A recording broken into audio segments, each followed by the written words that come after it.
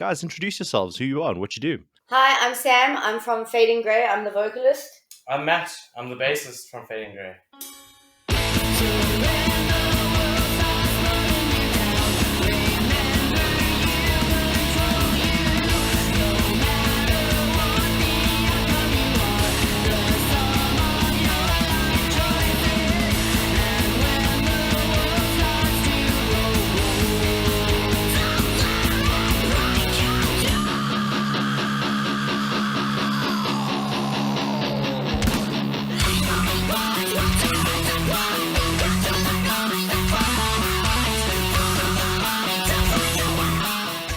Nice, nice. And you guys have been around, from what I was reading, you guys started out in 2020 and made your introduction into the scene in 2023. Is that right? Yeah, like we're almost at the end of the month, will be exactly 2 years ago we stepped foot on stage. Yeah, at Sonnage with the launch. It's a very different band. And when you say a very different band, what do you mean? Like, what has changed since then? So I came into the band. So obviously, with the band starting in 2020, there was like a whole different vibe with the band, and they were more like hard rock.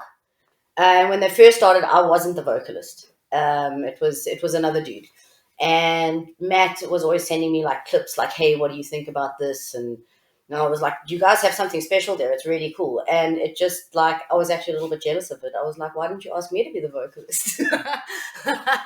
But then, obviously, like life happened and everything, and I ended up having a kid, and I ended up falling out of my other band because I was actually in another band at the time, and then yeah, 2023 came and they had an album launch ready, and then they didn't have a vocalist. So they got hold of me. Matt got hold of me and he was like, "Hey, would you be in a band?" And at that point, my daughter was, I don't know, like two ish. Yeah, so I'm sorry, I don't know. My daughter was about two, and I was like, "Oh, I don't know if I can like be in a band and be a mom at the same time." So I had like heavy chats with my husband, and he was like 100% supportive. And he's like, "Well, if you want to do this, we make it work." And here we are making it work. Now we're a heavy metal band and not a hard rock band. And how do you guys know each other? What was the connection that ended up bringing you guys together? Now we're like trying to guess, but maybe like 17, 18 years ago, Sam and I were in almost our first band together. Well, my first band, my first metal band, Fragmented Children, we did that for about 4 years together, which Yeah, was an absolute ride. We played huge fest. We played Thorns Fest. We played Woodstock. We played like we played like all like it was every Saturday there was a Seasons fest. with Her. Seasons with Her. That was Yeah. actually my first gig with Fragmented Children, was Seasons with Her. So this has been a long relationship, and we were in a band back then, and then we kind of went our separate ways, and we've come back together like to be in a band again, which is really cool. Yeah. We all sort of just grew up a bit because we were sort of pseudo rock stars back then. We used to party like Party all the time. there was unlimited Black Label at every venue. And yeah, so now we've just grown up, we've matured a bit, and it's nice because now I don't want to say it's calculated, it's a bit more planned out. There's a bit Yeah. more thought into things now. I like that you mentioned Thorns Fest because, when Thorns Fest was still around when I was in high school, and like I remember hearing about it from like older friends and stuff who I had just picked up an instrument and was still like figuring out and learning, getting involved in music, and I wasn't really too aware of the local scene and shows and stuff like that. But I had this friend who always spoke about Thorns Fest, and she always spoke so highly of it. What was that like? Because that was an era I missed completely. So I'll tell you about the beginning. Sam can tell about like the end of what it was like. So back in the day was Tempos. That was like, let's just say you wore shoes at the place. You never wanted to like not wear shoes there. It was an awesome sort of outdoor/indoor venue. It started off as like a day fest, and then it just It just evolved. grew. So like a good example is like what Emaylth Fest was in January. Like it was like that. Where just a whole plethora of bands, whether it was like punk or kind of rock or like death metal or like metalcore, a whole bunch of smorgasbord band would just all come together. and play this day fest. And yeah, that's how it started, and that carried on for a while. Hey, And it was then like a wonder. it evolved to like a 3-day festival with like main stages, side stages. It became quite big. So it was quite cool that because it was Thorn Rose Productions, wasn't Yeah, it? Brad and Luke, Thorn Rose Productions, like they did really well for themselves as a sort of like organizing an event company back in the day. Listen to me, back in the day. Oh, I'm back in now. It's a sad, like a part of like getting older where you don't realize, and then Yeah, next thing you know, it was like 15 years ago, and you're like, where 100%. Somehow we became the bullies of the scene, and I'm not quite sure when that happened. Yeah. We checked out for a bit and we checked back in. Everyone's half our age. Yeah, I mean, like Thornfest was incredible, and there was just an air of there were just always gigs happening, and I'm seeing that kind of happen now as well, which is really nice. I mean, the thought crossed my mind, I think, like a week ago, where I was just doom scrolling through Facebook, and yeah, there were gigs. Like there were 2, 3 gigs happening over that weekend that I was like, that's really cool. Gigs in Durban, gigs like 2, 3 gigs in like Joburg, Centurion, Bailey's, and it was really cool to see that like it's definitely not dead like some people think it is. There's life. There's life. there's some motion, there's something happening. Yeah.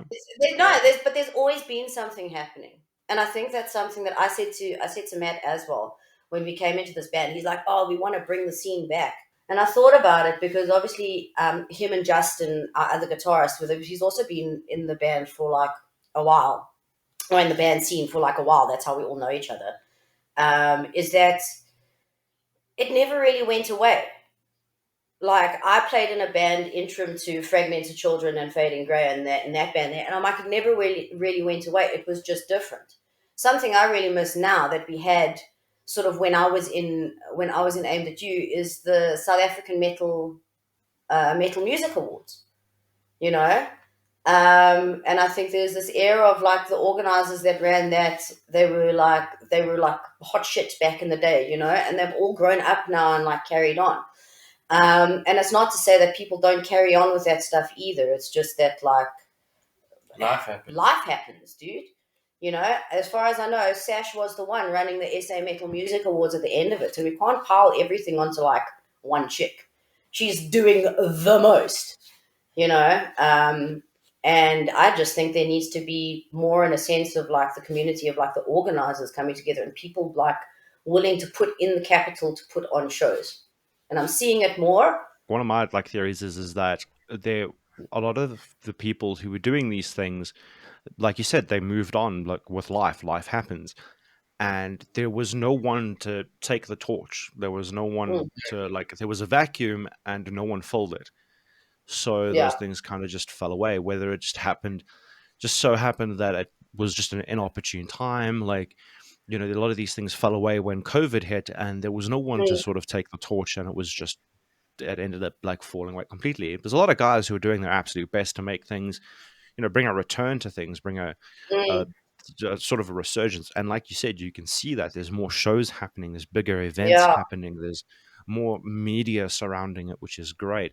And like, this is something I talk about a lot is that, you know, it's not just bands, it's not just an audience. There's a reason it's called a music industry, and there are so many like key parts of what makes an industry run that are missing within the South African scene, but a lot of guys are starting to fill in now, and it shows. So I keep that ball rolling, you know. Yeah, I mean the Noise Fix guys are also like they're starting to do the most. The bands that they're bringing out are like mental, dude. But it's good to see that there is like some sort of like comeuppance, and I think it's also a sense of like we need to nurture that. I'm very excited to see like in the metal battle, Azaias. I've never seen them in my entire life. I don't know who they are. I think it's actually their first gig. I think it's their first tonight. gig. Yeah. And I'm really chuffed to go and see like the young people come in and actually like get involved. Well, to actually touch on that point, so Sam's wearing their shirt. The guys at Handpicked Heathens. I mean, almost a year ago, we were in the battle last year, and our heat battle was their Their first show. So, And I and mean, look at like what they've brought about, and like even like ending of 2024 was the KZN tour that they did. You know, so it's really about everybody working together. I really believe in that, and that's what I'm here to do. I think this is like my last swing in the metal industry to be like, hey, I want to be a part of it, and we can all do cool stuff if we all work together. So let's do it. mm, I mean, like, you don't necessarily have to be a musician or a fan to be a part of the scene. There's so many sort of like openings of things you can do. It's But yeah, I mean, it's a big part of like what Naz and I do, for example, is just talking to people. I was gonna say that commentary video you did the other day on this, like, that was so cool, dude. And I think that's something. I think it's something we're missing. Like, if I went through my archives, I've done like a little documentary in like, when was it? It was like 2010. yeah, Must have been like 2009, 2010, somewhere around there, where we did a documentary on the scene, an introduction with one of the organizers at that point. And it was cool to bring everybody together, and actually like sit down and have interviews with everybody. There's been a lot of that stuff around, when we did it back in FC, and I just think like what you guys do is so important to the scene in general, because what you guys do as well, even with your little shorts, is you're bringing the community together, and you're showing the scene or the community for like what it is, like, and all aspects of it. There's so many, it's so diverse with what you guys do and the people that you see, that it's like it's important. Like, there has to be something that draws people in. They have to, one, know that it exists, and two, see that it is something worth being a part of. You can't just tell people support local music and not give them any sort of evidence of what it is they're supposed to be supporting. And then on top of that, if it's a mission to find anything about it, what encourages me to keep looking? Like, unless I am super into it, I'm not going to go dig. I'm not going to go sift through like the trove, or like, the like slog through the internet to find something about a local band, when I can look at anything. I can look at any international artist and it's there. It's right there. It's available. And like that's the biggest thing is like, yeah, cool, you're gonna be shit at it at first. Like, that's the biggest part of it, is a lot of people like, oh no, I'm not gonna do it because it's shit and people are gonna mock me. If you're never gonna do it, you're never gonna get better at it, and you're never gonna start engaging with an audience and bringing in that wider audience. Give them something to talk about. That's a big part of it as well. So that's a very cool point to bring up. So in my mind, and I'm not even I'll be honest, I'm not even a part of any of like the WhatsApp groups or the Discord groups, because as much as I would love to like be engaging in that sense, I just don't have time for that shit in my life. But Matt is part of the Everyday Metalhead, and it's amazing how many people are coming in that yeah, don't like. So you've seen what's been happening, like, that don't know what's going on at Emaylth Fest. We had three. two, Well, we had two chicks yeah, and a dude. They rocked up just because of that group.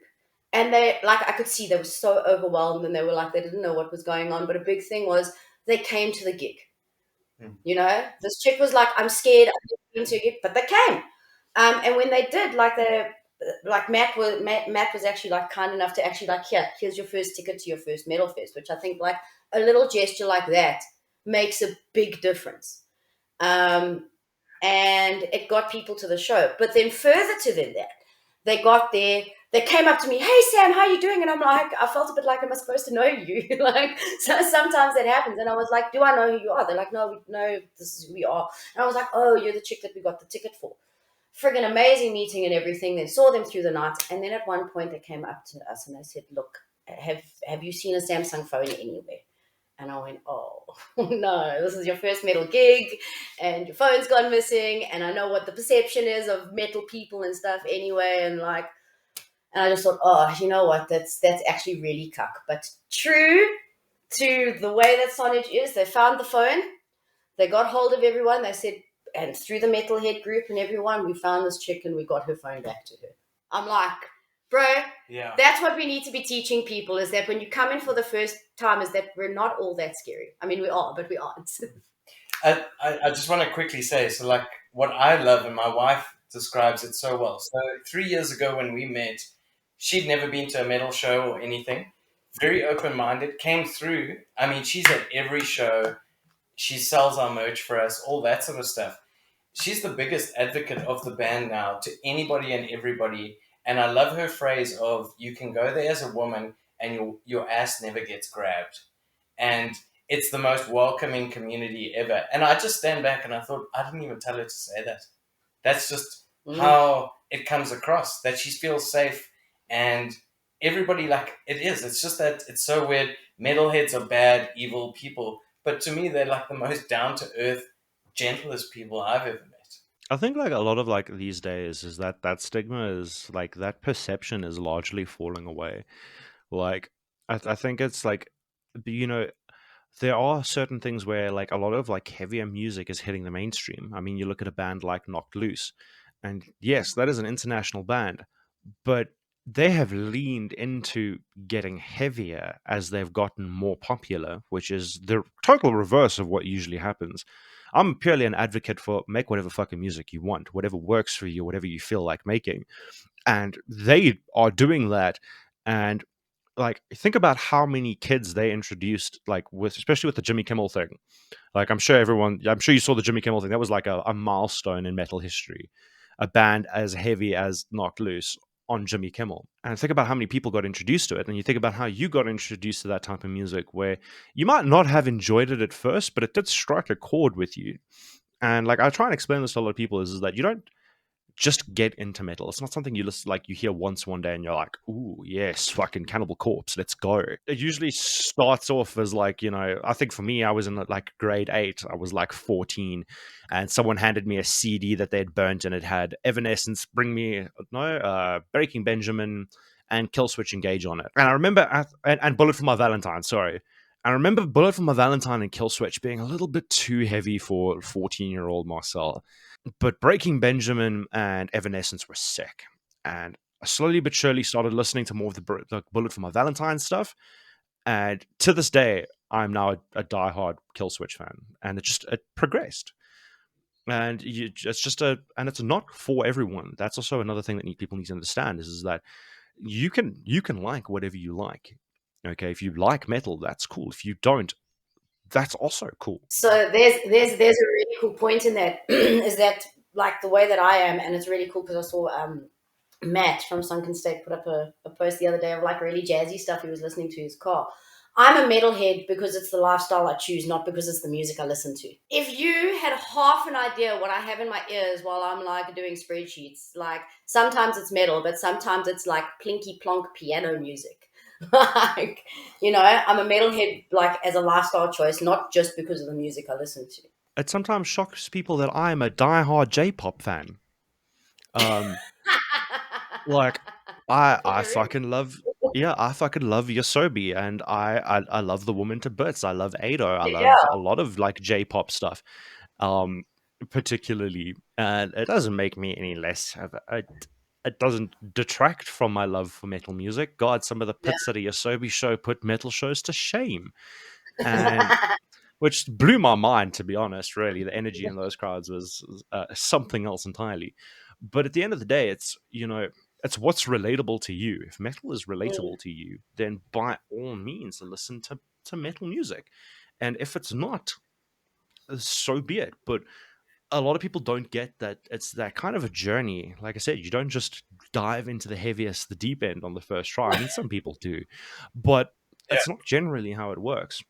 And I find that like listening to your guys' music, I would consider you guys what could be a gateway band. And mm, usually what that means, like when I say gateway band, is usually something that's not too heavy. It's still considered metal, but it's a lot more accessible to like a wider audience. And yeah. it's not that way by design. It's not like you guys did that with the intention of being as marketable to as big an audience as possible, but it's just a side product of the type of music that you want to make. And Mm, I find gateway bands to be the most important because a lot of South African metal bands are just straight balls to the wall. Like it's just like we have like a big like a deathcore and like a lot of our bands that are heavy are balls to the wall heavy. yeah. Like there's very little of that like middle ground. It's either hard rock and then straight, but like these days, there's more and more bands that are popping up in those sort of subgenres that are more accessible to a wider Yeah. audience. And once again, that draws in more people. I think that's always like an element of what we've had to the band, because even with like the previous band we were in as well, is very sort of like it was very gateway. There was like a lot of people. They were like, "Oh, I don't really like metal, but I like you guys," you know. And I do agree that it's something important, because it's the way to grow the scene and to like grow it well, is having like good sort of, and we've got a lot of it. I'm seeing it more and more, like good bands to be able to watch, but also like just in general being good humans, you know, because without the fans and the people like that want to come to the shows, like we're all just sitting around like supporting each other. And I mean that's kind of what it is anyway. Yeah. You know, I mean, if you think about South Africa in general, like how big do you think in a 59 million population, what percentage of that is like our scene and our community? It's tiny. It's tiny. I think they were all at Emaylth Fest. All 600. Like coming back to that, like a big part of that as well is that what I spoke about in that video that you mentioned is that like there are the largest demographic of people who are metal fans in South Africa have no idea that there is a local scene, or they don't know how to get Mm. involved in it. Okay, like the biggest demographic of South African music fans is the group that has no idea it exists or no idea how to get involved in it in the first place. And that is why platforms are like for people to engage in or for people to discover music like that are so important, because you as a band on your own can only do so much to market yourself. Mm. Okay. Sure. And it goes back to the whole point of there's a reason that there's a music industry. There's different things. Like everyone is trying to be a jack of all trades, and it leads to this master of none situation where now you've got to promote yourself well, you've got to record yourself well, you've got to perform live well, and you've got to you just the list goes on and on and on of all these things that you've got to do. And at some point you're gonna slack in some area. You're not gonna Yeah. get all of them. Like Sam, like for example, based on what you've said so far, social media and social interaction is not your strong suit. Well, If it was I up, used to be really good at it, but like it's so time consuming, and it's not that I don't want to do it, but it's yeah, just so exactly, freaking time consuming. Like yeah, but 10 years ago, it was a fun thing that I was like chatting to everybody, like everybody used, but now it's just like it's a it's a slog. chore, dude. It's It's a a slog. Like 100% a slog. social media is Yeah, a slog for me. So I do it all. Yeah, he does it all. He's the So social when media. you see all the grey hearts everywhere and little flames, it's me. This guy. If you get more than flames from me, it's been a good day. yeah, and that's why like things like social media managers are important. Like, yes, not everyone can afford to hire a social media manager, but as these things sort of grow, as you sort of like implement these things that are part of the industry, it will grow from there. The need for it will grow. You know, like people will see the value in it, and as they start paying people to do those, the hope is that it snowballs. Is that as your social media presence grows because you've got a dedicated person running it, hopefully that translates to more people at your shows, which in turn leads to your band at least making a little bit more, or to more to merch sales. And like that is the hope. It's obviously we're in first gear and we're struggling to like, you know, change, but we're fucking getting there. The ball's rolling, it's moving. The ball's rolling quicker than it ever has. If I think about it, I mean, like the attendance is definitely there. People are going to shows. Um, I'll be honest, my whole goal of being in a band, and because like it's like fulfilling to me, is that a band must be self-sustainable. If I want to go record, the band should have made enough money through gigs and merch sales to be able to go and pay and record, you know. So that I'm not taking out of like my child's grocery budget to go and record. That's my big thing. And I think that it's not that the attendance isn't there, but a band has got to be smart. Yeah, yeah, and also just be, or like, how do I say it? There's just be genuine is like a large part of it. And that's a very broad term. That's also something that's very difficult to quantify, is being genuine. Or how do you know when someone is being genuine? And but you can see you just get the vibe that it's forced, or and it's such a tricky balance. You can say all of these things, you can take all the things that I'm saying, but it's never as simple as just saying them. It's being an artist is hard, man. It Like, is.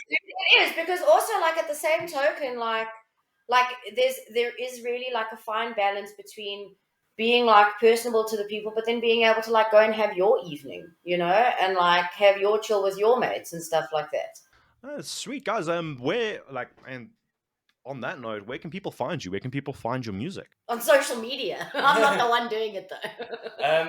So we're on all the music platforms, Apple, Deezer, Spotify. It's all up there. All the and we always say the social medias. The social medias. Instagram, Facebook, TikTok. TikTok. We're not on X because fuck that guy. Sweet guys, it's been an absolute pleasure having you, and yeah, thank you so much for taking the time to have a chat with me. Well, thank you for your time, man. I'm looking forward to all the content you continue to produce. Like, I'm really happy you guys are doing what you're doing. No, absolutely. Thank you so much. From our side, I don't want to promise we're dropping an album this year or anything. We are writing new, heavier stuff. If you come to our shows, you'll see the stuff is gradually getting heavier and heavier. And I don't know if we're going to be Gateway anymore after this. I do want to send out a shout out to two guys, our guitarist and drummer that couldn't be here today, Nate and Just. We love you guys. Sorry you couldn't be here. There's only enough space on this couch for the two of us. Yeah. And my ego. Sweet. Guys, thank you so much.